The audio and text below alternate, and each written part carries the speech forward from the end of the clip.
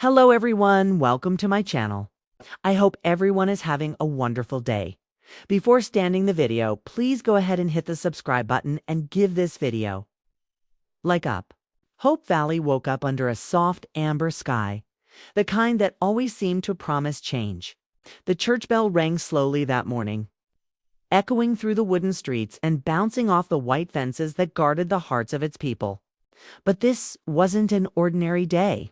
Something in the air had shifted, a kind of quiet electricity that made everyone feel that life in the valley was about to take a turn they never expected.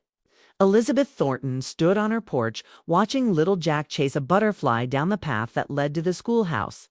She smiled, but her eyes carried a weight she couldn't name. For weeks, she'd been receiving letters from far away, letters sealed in the familiar handwriting. Someone she once thought she'd never hear from again. They spoke of regret, of unfinished business, and of a truth that had been hidden since the last time she said goodbye to the past. Nathan Grant had noticed her distant stares, the way her voice trembled when she spoke of the future. He wanted to ask her what was wrong, but the uniform he wore reminded him that duty came before curiosity. Yet when he saw her today, with that letter clutched in her hand, his heart whispered that something had changed. Maybe the balance between them was shifting again. Meanwhile, the town itself seemed to be preparing for something it couldn't define. Abigail Stanton had returned to Hope Valley after years away, her carriage arriving at dawn without warning. Her reappearance sent waves through the community. People whispered, some with joy, others with worry. Abigail had always been a symbol of resilience, but she carried an expression that spoke of unfinished reckonings. She wasn't back just to visit, she was back to stay and to right a wrong that had lingered like a shadow. Bill Avery was the first to greet her. He tipped his hat, hiding a rare smile. The last time he saw her, he had promised to keep Hope Valley safe. He'd done that, but barely. Over the past year, the valley had faced drought, new settlers, and quiet disputes over the land that bordered the mine. The world outside their peaceful borders had started creeping in, and Hope Valley was no longer the untouched sanctuary it used to be. Abigail's return brought not just memories, but questions. Rumors spread that she had news about a land company interested in developing part of Hope Valley's river area, a deal she had once rejected years ago. Some said she returned to stop it from happening again. Others said she might be here to help it along. No one really knew, but everyone had an opinion. Elizabeth's classroom, once filled with laughter and chalk dust, now hummed with anticipation. The children were rehearsing for the Founders' Day celebration, an annual event that reminded everyone of how far they'd come. But this year, the celebration felt different. Maybe it was because Abigail was back. Maybe because the valley's peace felt fragile, like a glass that might shatter with one careless step. As Elizabeth dismissed the class, Nathan arrived with a message from the Mountie station. His horse trotted quietly along the dirt road, and when he dismounted, Elizabeth noticed the way his eyes lingered on her, not out of suspicion, but out of longing. They hadn't spoken much since she left for Cape Fullerton months earlier to care for little Jack's health. Her absence had created distance, and though she had returned, a closeness they once shared felt slightly out of reach. "Abigail's back," Nathan said quietly. Elizabeth nodded. "I know," she replied. "She came by the cafe this morning. She said she wanted to talk about something important." Nathan studied her face, sensing there was more she wasn't saying. "And what about you, Elizabeth?" he asked. "Is there something you want to tell me?" For a moment, she wanted to say yes. She wanted to tell him everything about the letters, about the uneasy feeling that the past was walking right back into her life. But she couldn't, not yet. So she simply smiled and said, "It's just been a long morning." Back at the cafe, Abigail sat alone at the corner table, staring out the window at the street she once helped build. The memories came flooding back, the laughter of friends, the struggles they'd shared, the people they'd lost. She knew that her return would stir emotions. But what she hadn't expected was how deeply the place would stir her own.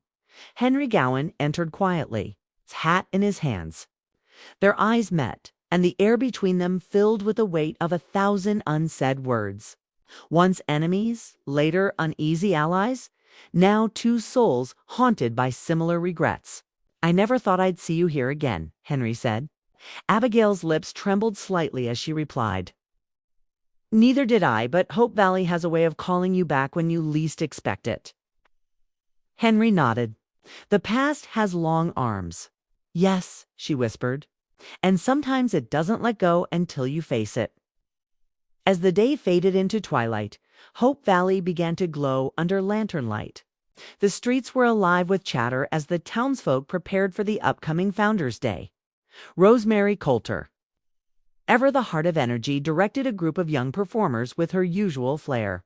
She had bigger plans than anyone realized this year.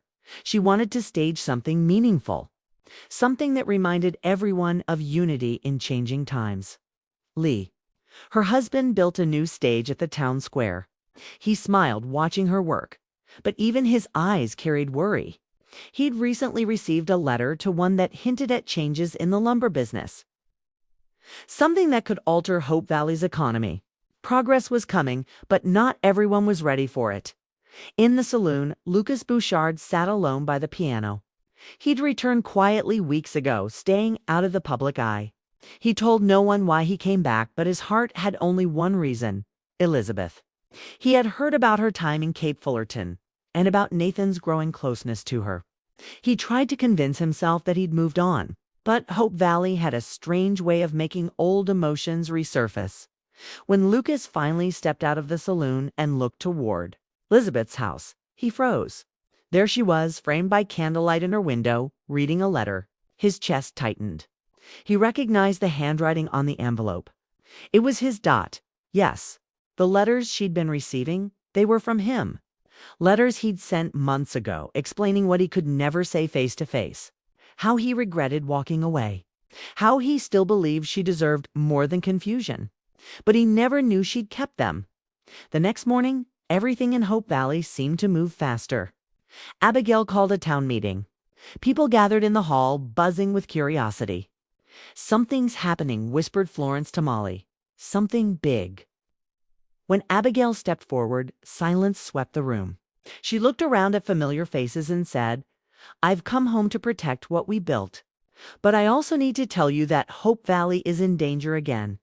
A company from the east has offered to buy the land near our river. They plan to build a factory. If we agree, we'll gain wealth. But we may lose what makes us Hope Valley." Gasps filled the room. Bill crossed his arms, frowning. "And if we refuse?" he asked. "They'll take their offer elsewhere," Abigail said softly. "But I don't think they'll stop there. They're powerful, and they don't take no easily." The room filled with murmurs. Some saw opportunity, a chance to grow and modernize. Others saw betrayal, the end of their peaceful life. Elizabeth stood, her heart pounding. "We've always believed in this town," she said, her voice steady. "In its people. We've survived heartbreak, loss, and change before.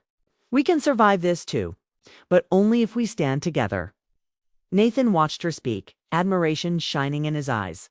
But when he looked at Lucas standing in the back of the hall, he saw a flicker of something else, a silent understanding that this woman would always stand at the center of both their hearts.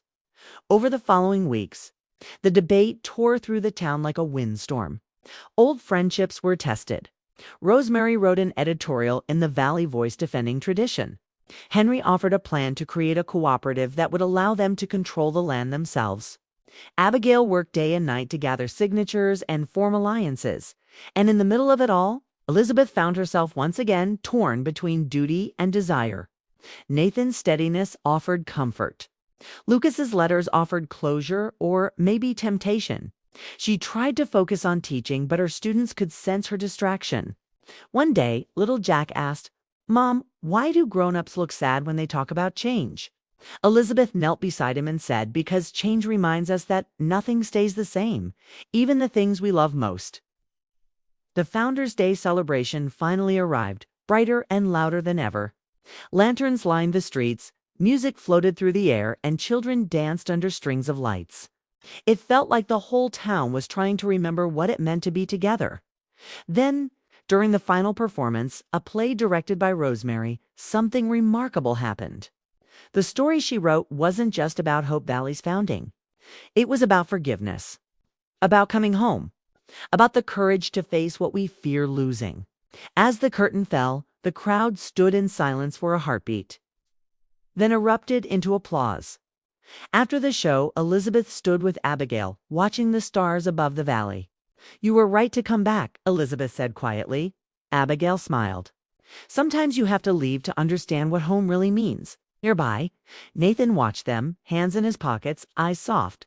But when he turned to leave, he caught sight of Lucas again, standing just